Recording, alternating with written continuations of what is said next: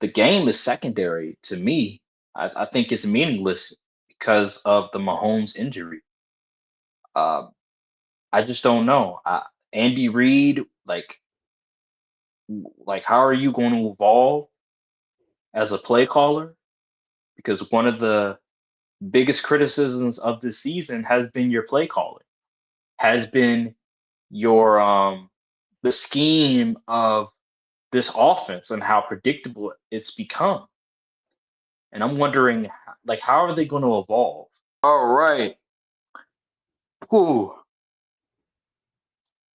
man, it's weird. It just seems like anytime a team that has been so dominant for so many years has one down year, just everything starts to collapse. Injuries start to pile up. Best players start to either not perform up to expectations or they get hurt. And the fact that this year has been such a disaster for the Kansas City Chiefs, and for it to be the worst outcome possible, and that is Patrick Mahomes tears his ACL and LCL, it's like you would think this is a book or like we're living in a movie or something. It's unbelievable just how everything has crashed down for the Kansas City Chiefs since the start of the season. And I picked the Chargers to win this game. I thought that Kansas City was pretty much done. I thought that the Chiefs that we've seen over the past years, these are not the same Chiefs. Patrick Mahomes is not the same Patrick Mahomes that we've known for the better part of the past 5 years. And for this to transpire, for the Patrick Mahomes injury to transpire, season ending injury that's going to put him out for at least 9 months. This is a storybook end to an incredible dynasty that we have witnessed for the better part of the past 5 seasons. It is unreal that it ends like this, Second where longest the streak best of player consecutive playoff appearances in the history of the league. is really a storybook end to an incredible run by an incredible organization. Hate them all you want. You can't deny the success that they've had. But I wonder with this Mahomes injury, where do they go from here? I know I'm speaking futuristic right now and not the game, but I just think at this point, the game is secondary to me. I think it's meaningless because of the Mahomes injury. Uh, I just don't know. Andy Reid, like how are you going to evolve as a play caller? Because one of the biggest criticisms of this season has been your play calling, has been your the scheme of this offense and how predictable it's become. And I'm wondering, like, how are they going to evolve? How are they going to improve? Like, what are they going to change from a roster and from a scheme standpoint that'll get them back to where they were the previous seasons? And that's what I'm wondering after this Mahomes injury, because now Uh, it's looking dark. it's looking real dark for the Chiefs. Man, they gotta get that O line in order.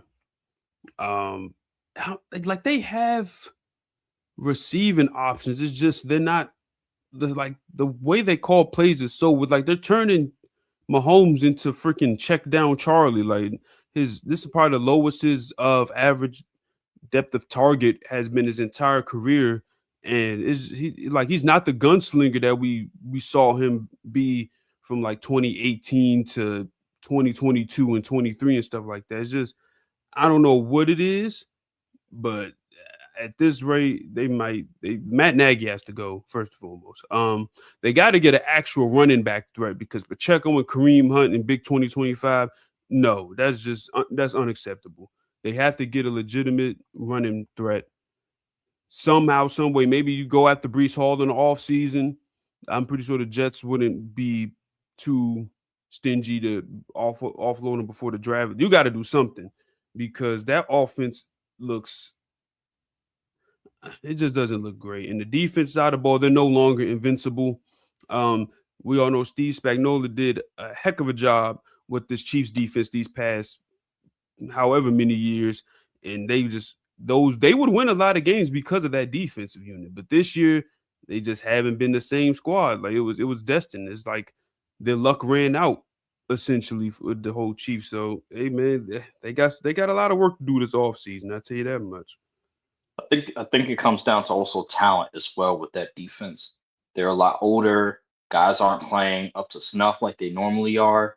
Chris Jones is the only one that seems like producing in any sort of good level for that defense. They just got to draft better. They got to develop better. I feel like it's run its course in terms of some of the players that's been on this team.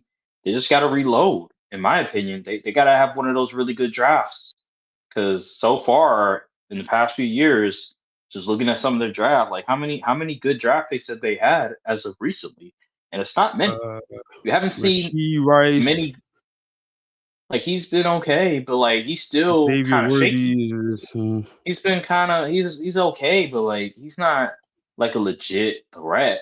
Like a legit yeah, he's fast, but he's not a consistently uh big threat when he's aligned outside. Like that's just not the case. yeah. I like Josh Simmons, but he missed some time for whatever reason earlier in the season. Other than that, they haven't really. Yeah, Brett Veach, he got to draft better because some of them, I don't know. That Clyde Edward-Helaire pick probably screwed him up big time. Just look at their past few drafts. I just can't think of one good to elite player that they've drafted so far. Like they got Trent McDuffie, who's a decent player. Rasheed Rice is I'd a say he's decent better. He's a player little better than decent. He was an All-Pro corner. as a slot, but he's a good All-Pro. player. He's a good player. He's a George good player, Karlaftis but was good, but then they paid him and he turned into a pumpkin. So I don't know what's up with that. Nick Bolton was good. Now yeah, most he of the was. most of the Chiefs fan base wants him gone. And see, they need one of those drafts. Like I remember Brian Gutekunst. I'm speaking about my Packers now, but I remember at one point people were killing him on some of these drafts. But looking back now and the way that we've been playing before this week, we had a draft where we had Evan Williams, we had Edgerrin Cooper, we had Javon Bullard, and I think this may have been the same draft where we draft Jordan Morgan in the first round, but we still drafted an elite safety, a really good slot corner slash safety, and we drafted a really good linebacker, middle linebacker. Well, not middle linebacker, but off-ball linebacker in Edgerrin Cooper. And these are just some things that for the Chiefs, I don't know if we've seen that for a very long time where they've had one draft where they just did a really good draft. They just had a really good time of just picking guys that produce for them on a consistent level going forward. And I just don't think that's the case at this moment. I think they've been whiffing on a lot of guys who haven't really produced for them as of late. They've got like maybe one or two guys that from the past couple of years that are producing for them, and even still, like they've been hurt, they've been in and out of the lineup because of injuries or suspensions. Rasheed Rice and Xavier Worthy, like these are just things you just can't do if you want to continue to succeed. And now the talent level has dipped so much that you're asking Patrick Mahomes to overcome just the lack of talent in general. And it's just not going to work because at the end of the day, it's a 53-man roster. Patrick Mahomes can only do so much. And now it has started to catch up to them. Yeah, 2023 is really when it started to get kind of crazy because 2022 they had a good draft. They had Trent McDuffie, George Karlaftis, Sky Moore was a crazy miss. Brian Cook is a Crazy, man. state starts for them, I believe. Leo Chenal is decent. So they had Isaiah Pacheco in the seventh round, Jalen Watson who plays corner for like this. So that's a solid draft. But 2023, the very next year, they drafted Felix Uzama. Is he even good? I don't even know. I don't know. Rasheed Rice in the second. That's a good player. That's a good pick. Wanye Morris. Who? I don't know. Shamari Connor. Who? He's all right. But and two guys aren't even on the team anymore from that class. And some guy named Nick Jones in the seventh. In 2024, you had Xavier Worthy, Sua Uh, Matea. who? He's okay. He's a lineman. He's okay. Jared Wiley. I don't even recall seeing him Who? on the field. Jaden Hicks. Like, who are these people? And Who? in this previous year's draft class, Josh Simmons in the first round. He's a good pick. I don't know Okay. who the heck Omar Norman Lott is. Don't know who Apparently, they that is. drafted him in the second round. Don't know who that is. Ashton Jalote. Who are these Who? people? Who? Like, Jalen Royals. I seen him make one play this year. I think. yeah, yeah. Like who? Yeah, yeah. They just haven't been drafting well these past 3 years. And to be and I will give them some bail because when you're constantly They are drafting picking late, late.